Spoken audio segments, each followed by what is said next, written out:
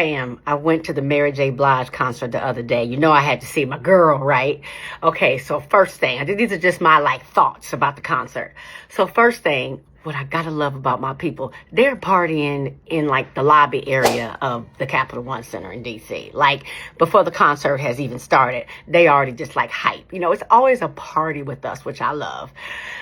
Then before I got to my seats, I met someone who is part of our family who recognized me, which I got to tell y'all, always feels so good. I mean, it's nice to be acknowledged, and thank you. Thank you for that. Also, the people had their outfits on. They had their tall over-the-knee boots to represent Mary, because, those are her things, right? She had some furry ones on other night.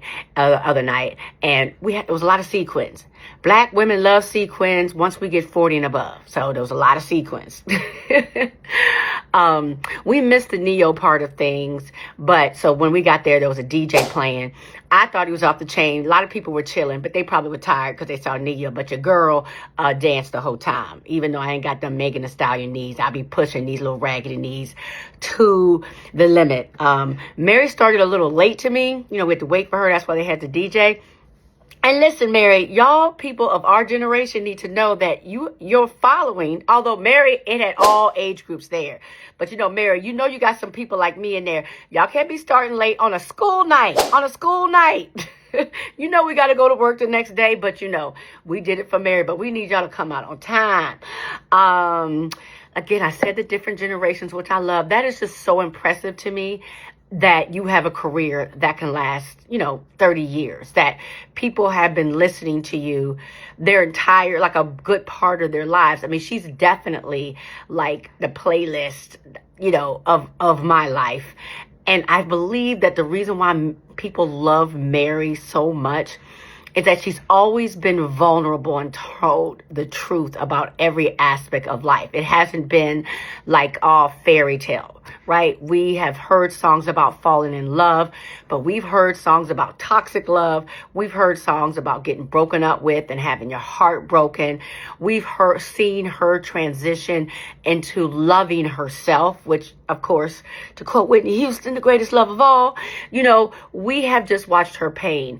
When I thought about it is if anyone wanted to learn or really understand the heart of a Black woman, Mary J. Blige is one of those singers who really represents us. She gives it to us raw, which is another thing that I really learned at this concert. I mean, I hadn't thought about this because Mary J. Blige has always been so big in my life and everyone else's lives that I know. Mary J. Blige has never really been a crossover artist. So I go to a lot of concerts. Music is my drug, right? I know I said that about a lot of stuff. Travel too. But I love me some music, and I go to a lot of live concerts. And 99% of everybody in that place was Black.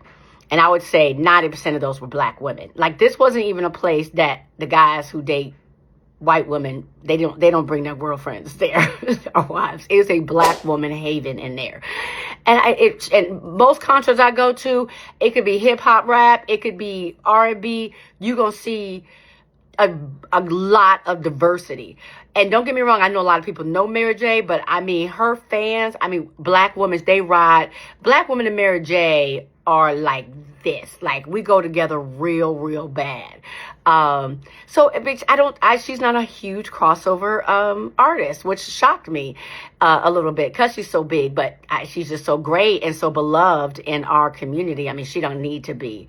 So I guess that's it. Had a blast with my friend, my sisters, my sorors, my friends, and heck, even the people around me that I didn't know.